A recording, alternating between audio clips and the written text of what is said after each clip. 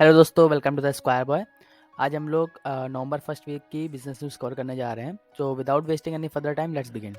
सबसे पहली न्यूज़ है, रिलायंस ने यूएस बेस्ड स्काईट्रान में अपने स्टेक को इंक्रीज़ कर लिया है।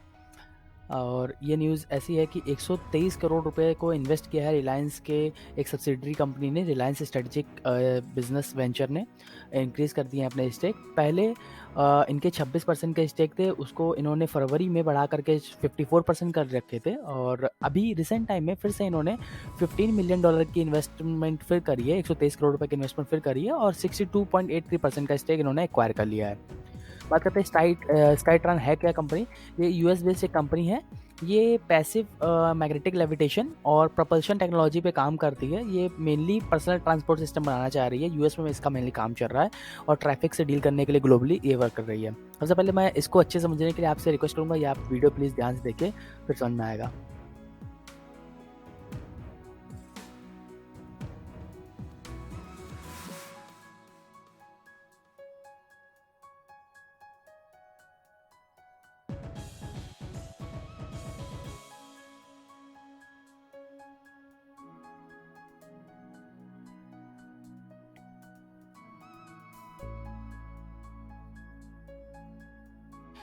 Mind blowing technology, right. मतलब मज़ा आ जाती है, इसे देख लेते हैं, समझ में आता है कि आने वाली जनरेशन जो है, आने वाली अपनी पीढ़ी काफ़ी एडवांस होने वाली है। अपने जो आने वाला टाइम में काफ़ी एडवांस होने वाला है। तो बात करते हैं, हमने यहाँ पे मेंशन किया था पैसिव मैग्नेटिक लेविटेशन और प्रोपल्शन टेक्नोलॉजी का।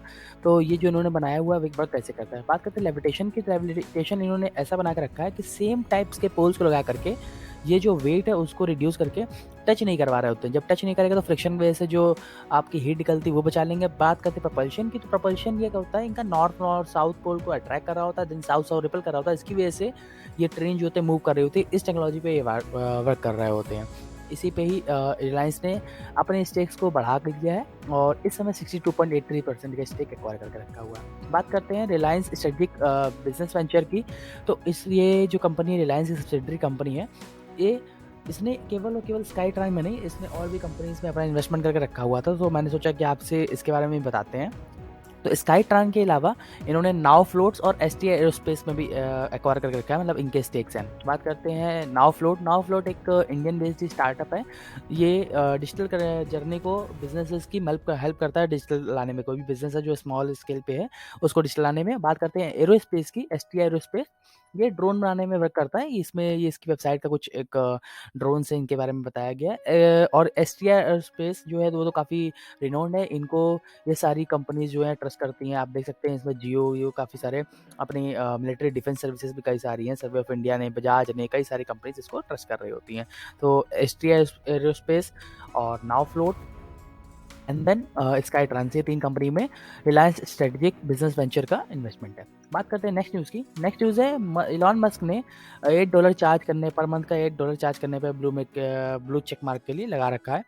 और इन्होंने इस बात के लिए मीम भी काफ़ी शेयर करे हुए हैं कि जो ब्लू टिक है, इस ब्लू टिक के लिए लोग खाने पीने में स्टारबक्स की कॉफ़ी के लिए और सारी चीज़ों के लिए $8 स्पेंड कर सकते हैं। But in case of Twitter उसके लिए नहीं दे सकते हैं 30 दिन के लिए। तो इस पर काफ़ी सारा बातचीत उठी हुई है। प्लस ये बात भी न्यूज़ आई है कि इलॉन मस्क ने ऐसा रिपोर्ट किया है, बताया है कि $4 मिलियन का इनको एक दिन का लॉस होता था। इस वजह से इन्होंने अपने कई सारे एम्प्लॉयज़ को निकाला है।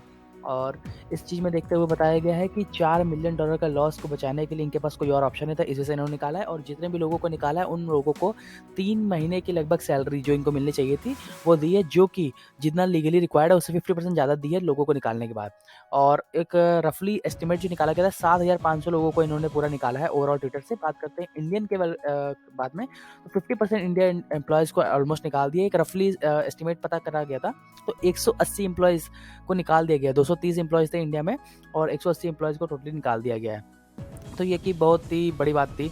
एक तरीके से देखा जाए तो लगभग सबकी जॉब छिन गई है। एक व्यक्ति भी जिसकी जॉब छिन जाती है उसका पूरा फैमिली इफेक्ट होती है, पूरा परिवार उसका इफेक्ट होता है। इस नज़रिए से आप देखेंगे तो 180 लोगों की जॉब जाना इज़ अ बिग थिंग। और अभी आपको आगे कवर करूँगा तो आपको पता चलेगा कि कई सारी कंपनीज़ ने निकाला है अपनी कंपनी से लोगों को। तो बात करते हैं पहले तो नेक्स्ट न्यूज़ की। तो फ्यूचर एंटरप्राइज़ जो है, फ्यूचर एंटरप्राइज़ ने अपने जो लोन देने थे 3.58 करोड़ रुपीज़ के 2 बैंक्स को, तो वो नॉन कन्वर्टेबल डिबेंचर्स को तो वो दे नहीं पाया, वो फेल कर गए हैं, जिनका इंटरेस्ट रेट 9.80 9.28 पर एनम थे। बात करते हैं इलेक्ट्रिका ईवी जो कि रतन टाटा के द्वारा बैक करी गई है, उसको $25 मिलियन की जीईएफ कैपिटल से फंडिंग मिली हुई है। और ये electro drive power train solution जो है, जो कि इलेक्ट्रिका ईवी जो है, ये बैटरीज़ को और चीज़ों को कैसे अलाइन करे, कैसे उसकी लाइफ बढ़ सकती है और कैसे दूर तक ट्रैवल कर सकती है, इन सारी केमिस्ट्रीज़ पे वर्क करती है, कैसे क्या-क्या चीज़ों को यूज़ करा जाना चाहिए, इसी रिसर्च एंड डेवलप कर रही होती है। और टाटा एस ईवी और कई सारी जितने भी मैक्सिमम जो कंपनीज़ बनी हैं, उनमें ये इनका है। और एक ऐसा भी एस्टीमेट पाया गया था कि मैक्सिमम 25% से ज़्यादा जितनी भी व्हीकल्स है उनमें इलेक्ट्रिका ईवी का योगदान है ही है। देन बात करते हैं इलॉन मस्क ने स्पेसएक्स 53 स्टारलिंक की सैटेलाइट्स को ऑर्बिट में डाल दिया है, पहुँचा दिया है। और ऐसा इस वजह से इसके बाद इनका ये जो इस साल का अलग बहुत सारा टर्न था। ऐसा नहीं कि पहली बार इन्होंने किया हुआ है। प्लस इन्होंने स्टारलिंक को सैटेलाइट्स को डाला है, इसकी वजह से जीपीएस कैपेबिलिटी बढ़ेगी और वाइड फील्ड ऑफ व्यू मिलेगा, जिसकी वजह से हाई स्पीड बन सकती है। आने वाले टाइम पे और भी ये सैटेलाइट्स को पहुँचाएँगे ऊपर, ऑर्बिट में डालेंगे। बात करें नेक्स्ट न्यूज़ की, तो उड़ान ने भी 350 एम्प्लॉइज़ को अपने सेकंड वेव में निकाला है। ये उड़ान बिज़नेस टू बिज़नेस वेंचर है, ये यूनिकॉर्न कंपनी है इंडिया की, और 180 एम्प्लॉइज़ को निकाला है इन्होंने, कॉस्ट कट करी हुई है। इनके 350 एम्प्लॉइज़ को टोटल निकाला के चुके हैं प्रॉफिटेबल बनाने के लिए। ये इनका दूसरे बार ऐसा था कि पिछले लास्ट 5 मंथ्स में ये दूसरी बार इन्होंने ऐसा करा हुआ है कि लोगों को निकाला है। बात करते हैं मॉर्गन स्टैनली ने भी कई फ्रेश प्लान्स बनाए हुए हैं लोगों को निकालने में ग्लोबली। देन स्ट्राइव ने भी 14% वर्कफोर्स को निकाला है। बात करते हैं एआई लर्निंग प्लेटफॉर्म जो अपस्टार्ट है, उसने भी 7% एम्प्लॉइज़ को निकाला है। तो आप देख सकते हैं कि major companies Morgan Stanley, Stripe, Upstart, then Elon Musk, Udaan, ये सारी चीज़ें इस ट्विटर ने भी कई लोगों ने निकालने शुरू कर दिया है। बात करते हैं अपस्टार्ट की, तो अपस्टार्ट ने 7% एम्प्लॉइज़ को निकाला, लगभग 140 एम्प्लॉइज़ को। ये लोन्स की डिमांड कम होने की वजह से इन्होंने इसे किया था, क्योंकि यूएस में इंटरेस्ट रेट काफ़ी हाई हो चुके हैं। बात करते हैं अपस्टार्ट की, तो अपस्टार्ट मेनली ये लोन्स प्रोवाइड कर रहा था, फाइनेंसिस सर्विसेज प्रोवाइड कर रहा था अच्छे क्रेडिट रेट पे। और अब नेक्स्ट न्यूज़ पे आते हैं। रिलायंस रिटेल सैलून इंडस्ट्री में भी एंटर करने की सोच रहा है, और इसके लिए इन्होंने नेचुरल सैलून जो है उन पे बात करके रखी हुई है। ऐसा नेचुरल सैलून के सीईओ ने अपने जो पब्लिक प्रोफाइल है लिंक्डइन और इंस्टा पे ये बात को मेंशन करा हुआ था कि 49% स्टेक एक्वायर करने की बातचीत चल रही है। रिलायंस और इस फंड को जो देगा उसे 700 सैलून को ओपन करने की 20 स्टेट्स में ऐसा प्लान कर रहे हैं, और जितने अभी सैलून है उसके 4 to 5 टाइम्स इनको सैलून को बढ़ाने की चांसेस है। ऐसा क्यों है कि रिलायंस आना चाहता है, तो उसके बारे में बताना चाहेंगे। रिलायंस को ये बात पता है कि टोटल ये इंडस्ट्री 20,000 करोड़ रुपए की इंडस्ट्री है इंडिया में, और 6.5 मिलियन लोग हैं केवल इसमें, 65 लाख लोग हैं केवल इस इंडस्ट्री में। और रिलायंस जानता है कि अगर हम अच्छे से ग्रो करेंगे तो 4 से 5 गुना इस नेचुरल सैलून इंडस्ट्री को ग्रो कर सकते हैं, नेचुरल सैलून को ग्रो कर सकते हैं, जिसकी वजह से इनका काफ़ी ज़्यादा प्रॉफिट हो सकता है। और ये रिलायंस रिटेल के ब्रांड के अंदर ही आता है। तो रिलायंस रिटेल को कवर करें तो रिलायंस रिटेल के अंदर कौन-कौन से ब्रांड आते हैं वो भी जान लेते हैं एक बार। रिलायंस रिटेल के अंदर Reliance Fresh, Reliance Smart, Reliance Market, Reliance Digital, Jio Digital Life, Reliance Rescue और Reliance Jewels, Reliance Footprints, Trends, AJIO, Project Eve, ये सारी कंपनीज रिलायंस रिटेल के ही अंदर आती है। तो जब भी कभी रिलायंस रिटेल का मेंशन करूँ तो आप इन सबको समझ जाइएगा, इन सब में से किसी एक चीज़ में स्पेसिफाई करके वो डालेंगे। बात करते हैं नेक्स्ट न्यूज़ की। टेस्ला के जो फॉर्मर इंडिया के सीईओ थे, सॉरी नॉट सीईओ, टेस्ला के जो फॉर्मर इंडिया के पॉलिसी चीफ थे, उन्होंने ई स्कूटर एथर में अपना पोजीशन बना लिया है। वो वाइस प्रेसिडेंट के रोल पे स्पेसिफाई हुए हैं, हालांकि इनका रोल एग्जैक्टली स्पेसिफाई नहीं किया गया है, इस वजह से पब्लिक में नहीं बताना चाह रहे हैं कि अभी एग्जैक्टली इनकी कौन सी पोस्ट है, बट अभी के लिए वाइस प्रेसिडेंट को कहा जा रहा है कि इनको वाइस प्रेसिडेंट की पोस्ट मिली है वहाँ पर। देन ईथर एनर्जी क्या है? Ether energy Indian electric vehicle बनाने के लिए काम आती है, और इन्होंने तरुण मेहता और स्वप्निल जैन ने इस कंपनी को बनाया हुआ था सन 2013 में, बेंगलुरु में इनका स्टार्टअप है, और इसको $128 मिलियन की फंडिंग मिल चुकी है। ये ओला के मेनली कॉम्पिटिटर है, और इनको जो फंडिंग मिली थी वो हीरो मोटरकॉर्प और Indian national investment and infrastructure fund से भी मिली हुई थी। इनको ये बात पता है कि आने वाले टाइम पे ये $150 बिलियन की मार्केट को भी छू जाएंगे, और इसका इलेक्ट्रिक व्हीकल की मार्केट को पहुंचेगी, और इस मार्केट में इनका भी कुछ हिस्सा हो, इस वजह से इस मार्केट में ये एंटर करे हुए हैं। 400 टाइम्स बढ़ने का इसका अभी स्कोप है इस इंडस्ट्री का, इलेक्ट्रिक ईवी इंडस्ट्री का, इस वजह से इस इंडस्ट्री में एंटर करे हुए हैं। बात करते हैं ईथर एनर्जी की, 2 अभी तक मेनली इलेक्ट्रिकल व्हीकल बने हुई हैं, जिसका ईथर 450 प्लस है, ईथर 450 एक्स है। इन सारी चीज़ों को आप देख सकते हैं कि इनकी स्पीड जो है 0 से 40 किलोमीटर आने में ईथर 450 प्लस को 3.9 सेकंड लगते हैं, और ईथर 450 एक्स को 3.3 सेकंड लगते हैं।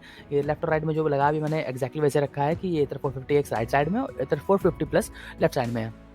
इनकी ट्रू रेंज भी बता रखी है 85 किलोमीटर है, जो कि गुड है, नॉट दैट बैड। और बात करते हैं चार्जिंग स्पीड की, तो 15 किलोमीटर के लिए ये 10 मिनट में चार्ज हो जाती हैं, तो जो कि गुड है, अच्छी है अभी तक।